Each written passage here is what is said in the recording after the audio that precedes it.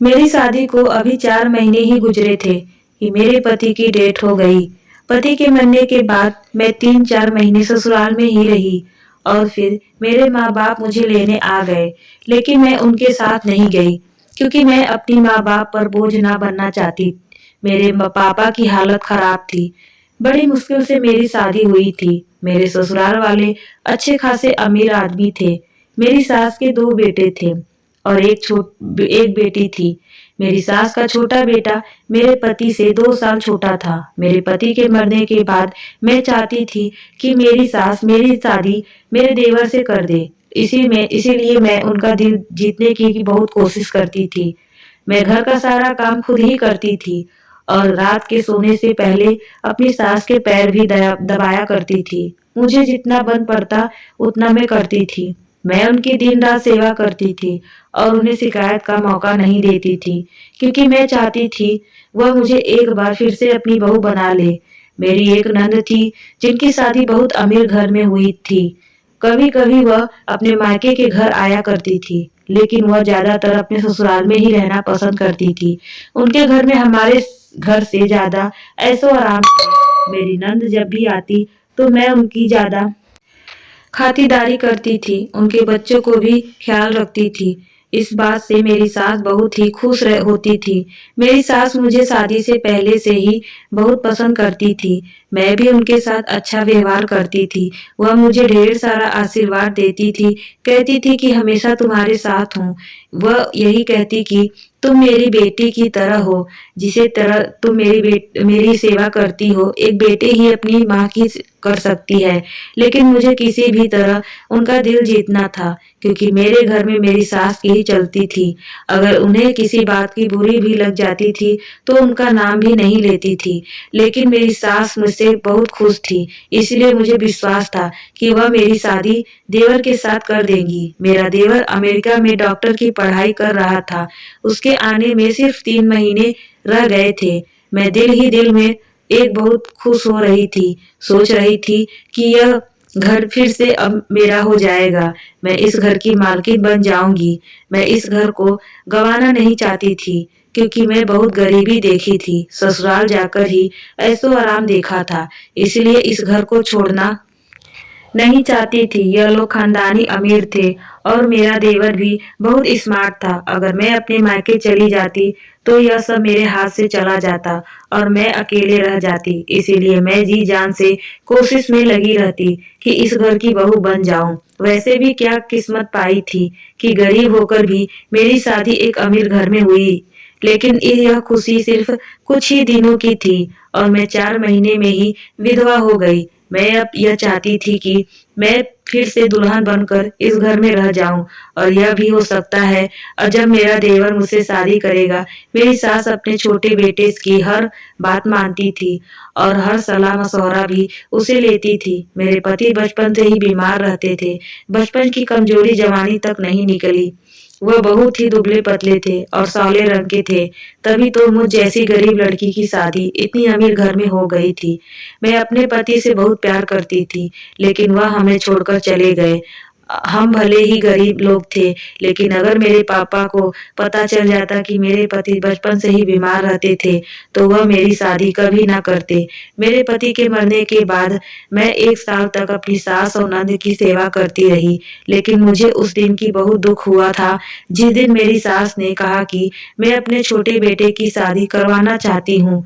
मैं उसके लिए लड़की ढूंढ रही हूँ। दिल में ही सोचने लगी कि मैं दिन रात उनके आगे पीछे नौकरानी बनी फिरती थी, उनकी सेवा में लगी रहती थी। शायद वो मेरी शादी करवा दे, लेकिन ऐसा कुछ नहीं होता दिखाई दे रहा था। मेरी सारी मेहनत पानी में फिर गया। मेरी सास देवर के लिए लड़की ढूंढ रही है, जबकि मैं घर में पड़ी हूँ। मुझे अपनी बहू बनाने की बजाय दूसरी लड़की ढूंढ रही है। मैं ऐसा हरगिज नहीं होने देना चाहती थी। एक दिन मैं और मेरी सास एक पहुंचे हुए बाबा के पास गए। मेरी सास हर शनिवार को बाबा के पास जाया करती थी। एक दिन जब हम वहां पहुंचे तो एक नौजवान लड़की भिखारी के लाइन में बैठी हुई थी। वह अंधी थी, इसीलिए शायद मेरी सास को उसके ऊपर दया आ गई और वह उसके साथ जाकर बैठ गई और उससे बातें करने लगी। उससे पूछ रही थी कि तुम्हारे साथ कोई हादसा हुआ है। क्या तुम यहाँ कैसे हो? मैं तो मेरी सास को उस अंधी भिखारी के साथ देखकर हैरान थी। आखिर मेरी सास उसे कैसे जानती थी? और मेरी सास उस लड़की से माफी भी मांग रही थी। उसे कहने लगी, बेटे मुझे माफ कर दो और मेरे साथ घर चलो। लेकिन वह लड़की बहुत गुस्से में थी और बोली, मुझे आपके साथ हरगिज नहीं जाना है। उसने कहा कि मेरे साथ जो कुछ भी हुआ है आपकी वजह से ही तो हुआ है। अब मेरी सास रो रो कर उससे माफी मांगने लगी और कहने लगी कि जैसा तुम चाहती हो वैसा ही करूंगी। मेरे साथ उस भिखारी लड़की को अपने साथ लेकर घर आ गई। जब मैं अपनी सास से पूछा कि आप उसे लड़की को घर क्यों लाई हैं, तो मेरी सास सिर्फ मुझसे इतना ही बताया कि मैं उस लड़की की शादी अपने छोटे बेटे से करवाऊंगी। सास की यह बात सुनकर मेरे पैरों तले से जमीन खिसक गई, क्योंकि मैंने इतने सपने देखे थे वह सब बेकार हो गए। मेरी सास ने इतना कहकर मुझे चुप करा दिया था। वह मुझे इशारा की, आप कुछ मत पूछना। मुझे तो हैरत तो इसी बात की थी कि एक अंधी भिखारी लड़की की शादी अपने डॉक्टर बेटे के साथ कैसे करवा सकती हैं। मुझे तो यह पता था कि मेरा देवर इस लड़की को देखते ही ठुकरा देगा, क्योंकि वह अमेरिका में पढ़ा लिखा है, तो यह भिखारी लड़की से शादी क्यों करेगा। वह लड़की हम अब हमारे घर में ही रह रही थी। मेरी सास शादी की तैयारी में लग गई थी। अब मेरा देवर भी आ गया था। मेरी सास ने उसे भी बता दिया शादी के बारे में। सुनकर मेरा देवर भी खुशी से मान गया। मेरी सास ने उस लड़की को अलग कमरे में रखी थी। वह किसी से ज्यादा बात नहीं करती थी। मेरी सास उसे कमरे में ही खाना भेज देती थी। मैं हैरत थी कि उमंग मेरा देवर इस शादी के लिए कैसे मान गया। भला अंधी लड़की से शादी कैसे कर सकता है। फिर मैंने सोचा कि हो सकता है मेरी सास ने मेरे देवर को यह बात बताया ही ना हो कि वह लड़की कौन है। मैं अपने देवर को यह बात बता दूंगी कि उसकी शादी उसकी माँ ने एक अंधी से लड़की से तय कर दी है। अब तो वह शादी से मना कर देगा। एक दिन मुझे यह मौका मिला और मैं उमंग को भड़काने में कामयाब हो गई। मैं अपने देवर से कहा कि आपकी माँ शादी एक अंधी लड़की से कर रही है। मेरा बात सुनकर मेरा देवर मुझे देखने लगा और कहने लगा कि भाभी चिंता मत करो, मुझे मेरी माँ पर पूरा भरोसा है। अब शादी का समय आया तो मेरा देवर उस भिखारी लड़की को देखकर बहुत खुश हो गया, जैसे उसे बहुत ज्यादा खुशी मिल गई हो। वह बहुत ही ज्यादा ही खुश था। यह सब जो हो रहा था उसे देखकर मेरी परेशानी बढ़ती जा रही थी, क्योंकि तो बताए आखिर यह हो क्या रहा है। फिर मेरा देवर अपनी अंधी पत्नी को हाथ पकड़कर उसे कमरे में लेकर चला गया था। मेरे सारे सपने अब चकनाचूर हो गए थे। मेरी सास ने मुझे कहा कि अब यह मेरी देवरानी है और उसके काम की जिम्मेदारी मेरे ऊपर रहेगी। मुझे यह बात बिल्कुल भी अच्छी नहीं लगी, क्योंकि पहले मैंने अपनी सास की सेवा की, अब वह देवरानी की नौकरानी बनने को बोल रही थी। मैंने अब फैसला कर लिया कि मैं उनसे बोल कर ही रहूंगी। फिर मैं उनके कमरे में गई। मैं अपनी सास से पूछा कि आपने मेरे बारे में क्या सोचा है। आप मेरे पति की माँ थी, इसलिए मैंने जी जान से आपकी सेवा की, और अब आप मुझे अंधी की सेवा करने को बोल रही हैं। यह मुझे नहीं हो पाएगा। अब मेरी सास ने मुझे बिल्कुल भी अच्छी नहीं लग रही थी। मेरी सास ने कहा कि यहाँ आकर मेरे पास बैठो, मैं बताती हूँ यह अंधी लड़की कौन है। मेरा दिल तो नहीं कर रहा था कि मैं उनके पास जाऊं। मेरा दिल बस यही कर रहा था कि मैं इस घर को छोड़कर चली जाऊं, क्योंकि मैं अपने मकसद में नाकामयाब हो गई थी। मेरी सास ने कहा कि यह बात तब की है जब अमेरिका नहीं गया था। यह लड़की हमारे मोहल्ले में ही रहती थी। इस लड़की का नाम रितु है। उमंग रितु को पसंद करता था और रितु भी उसे पसंद करती थी। कई बार उमंग ने कहा कि मेरा रिश्ता लेकर रितु के घर जाओ और मेरी शादी करा दो। उमंग से यह लोग बहुत ही गरीब थे, इसलिए मैं उमंग का रिश्ता इस घर में नहीं कर सकती थी, क्योंकि मैं उमंग का रिश्ता एक अमीर खानदान में करना चाहती थी जो हमारी टक्कर के हो।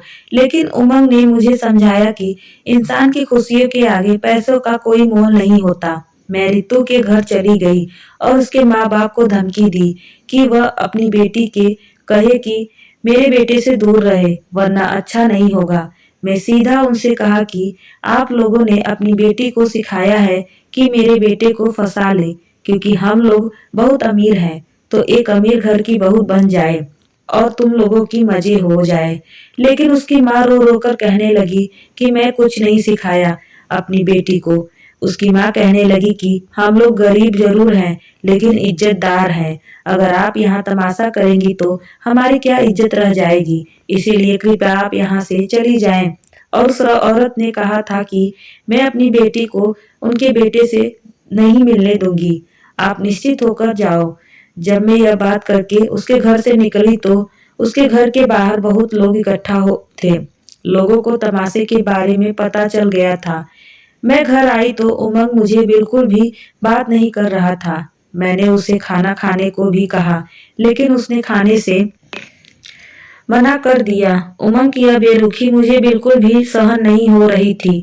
यह सब इसी वजह से हो रहा था क्योंकि उस लड़की ने उमंग को फोन करके सब बता दिया था। मेरा बेटा आज्ञाकारी बेटा था लेकिन अब वह मुझसे बात तक नहीं करता था। ऐसा लग रहा था उसे पागलपन का दौरा पड़ जाएगा। उसने अपने आप को कमरे में बंद कर लिया था। मैंने उसे बहुत आवाज लगाई लेकिन उसने दरवाजा नहीं खोला। वह बीमार सा रहने लगा था। उसकी ऐसी हालत देखी नहीं जा रही थी। मैंने कैसे करके उसने रितु को उसके परिवार को इस शहर से बाहर निकल देना चाहती थी क्योंकि मैं अपने बेटे को खोना नहीं चाहती थी। मेरा बेटा घर से बाहर जाने लगा तो मैंने पूछा कि कहाँ जा रहे हो। तो वो कहने लगा मैं रितु से मिलने जा रहा हूँ। मैं उसे बहुत रोका और कहा कि मैं तुम्हारी शादी उस गरीब लड़की से हरगिज नहीं कराऊंगी। उस लड़की की नजर सिर्फ तुम्हारी दौलत पर है जो तुम्हें नजर नहीं आ रही है। मेरी बात सुनकर उमर घर से बाहर चला गया। कुछ देर बाद जब वह वापस आया तो चिल्ला चिल्ला कर रो रहा था और अपने कमरे में चला गया और वहां पर रखी चीज को तोड़ने फोड़ने लगा। मुझे ऐसा लगता था कि अगर वह लोग यहाँ से दूर चले जाएंगे तो उमंग का संपर्क खत्म हो जाएगा और वह उस लड़की को भूल जाएगा। मैं उस लड़की को घर चली गई और उसके माँ बाप से कहा कि आप लोग यहाँ से चले जाएं। जितना पैसा चाहिए मैं दे दूंगी। तभी कमरे में से रितु बाहर आ गई और कहने लगी आप बेफिक्र होकर जाओ। मैं आपके बेटे से नहीं मिलूंगी। आज भी वह मुझसे मिलने आया था लेकिन मैंने उसे वापस भेज दिया था। हमें आपके पैसे नहीं चाहिए। हम आज रात को ही यह शहर छोड़कर चले जाते हैं। अब आप अपने बेटे को समझाओ कि वह मेरा पीछा ना करे। उसने मुझे कहा कि मुझे आपके पैसों की कोई जरूरत नहीं है। मैंने उसे अकड़ कर कहा कि मुझे ज्यादा समझाने की जरूरत नहीं है। बस तुम लोग यहाँ से चले जाओ। जब मैं घर से आई तो उमंग की हालत बिगड़ चुकी थी क्योंकि उसने खाना पीना सब कुछ छोड़ दिया था। मुझे लगा बस कुछ दिनों की बात है, बाद में सब ठीक हो जाएगा, लेकिन ऐसा नहीं हुआ। उमंग अपनी जिद पर अड़ा रहा और बेहोशी की हालत में भी रितु का नाम ले रहा था। बाद में मुझे पछतावा हुआ कि अगर रितु की शादी उमंग से कर देती तो मेरे बेटे की यह हालत ना होती। कुछ दिनों में मेरा बेटा अस्पताल में भर्ती हो गया। वह बस एक ही बात करता कि रितु के बगैर मैं मर जाऊंगा। अपने बेटे की यह हालत देखते हुए मैंने उससे झूठ कहा कि मैं उसकी शादी रितु से करवा दूंगी। मेरा बेटा यह बात सुनकर बहुत खुश हो गया और जल्दी जल्दी ठीक होने लगा। उसे क्या पता था कि रितु और उसके परिवार वालों को इस शहर से ही बाहर निकलवा दिया है। मेरा बेटा ठीक होते ही रितु से मिलने चला गया लेकिन फिर मायूस होकर घर वापस आ गया और मुझसे कहने लगा माँ आप तो शादी के लिए मान गई हैं लेकिन अब रितु और उसका परिवार पता नहीं कहाँ चले गए हैं। मैं मोहल्ले में भी पूछा लेकिन किसी को कुछ नहीं पता। तो मुझे भी नहीं था कि यह लोग किस शहर में गए थे। मेरा बेटा यह बात समझ गया कि अब रितु उसे नहीं मिल पाएगी। फिर वह कुछ दिनों में विदेश चला गया अपनी पढ़ाई पूरी करने के लिए। इधर मैं रितु की तलाश जारी रखी क्योंकि आज अगर मैं रितु को अपनी बहू बनाया होता तो मेरा बेटा मेरे साथ होता, मुझे छोड़कर कहीं नहीं जाता। मैं रितु के रिश्तेदारों को भी बोल दिया कि वह कहीं अगर मिल जाए तो मुझे बताए, लेकिन उन लोगों को कुछ नहीं पता था। फिर मैं हर शनिवार बाबा के पास जाने लगी और प्रार्थना करने लगी। अपने किए पर मुझे बहुत पछतावा था। मुझे फिर भगवान ने मेरी सुन ली और मुझे रितु मिल गई। वह वहीं बैठकर भीख मांगा करती थी। उसकी जिम्मेदार मैं ही थी। क्योंकि जब मैं रितु से पूछा तो कहने लगी कि जब वह सब वहां से निकले थे तब उनका एक्सीडेंट हो गया था और रितु ने अपने माँ बाप को खो दिया और रितु को भी छोटी सी चोट लगी। उसकी दोनों आंखें चली गई। मैंने उस सोचा कि जिसमें मेरे बेटे की खुशी है अब मैं वही करूंगी, इसीलिए मैंने रितु को अपनी बहू बनाने के लिए घर लेकर आई। और हाँ, मुझे पता है तुम्हारे मन में क्या है। जिस तरह तुमने मेरी सेवा की है, मैंने सोचा था कि मैं तुम्हारी शादी उमंग से करवा दूंगी, लेकिन उमंग की खुशी तो रितु में थी, इसीलिए मैं उमंग से तुम्हारी शादी नहीं कर सकती।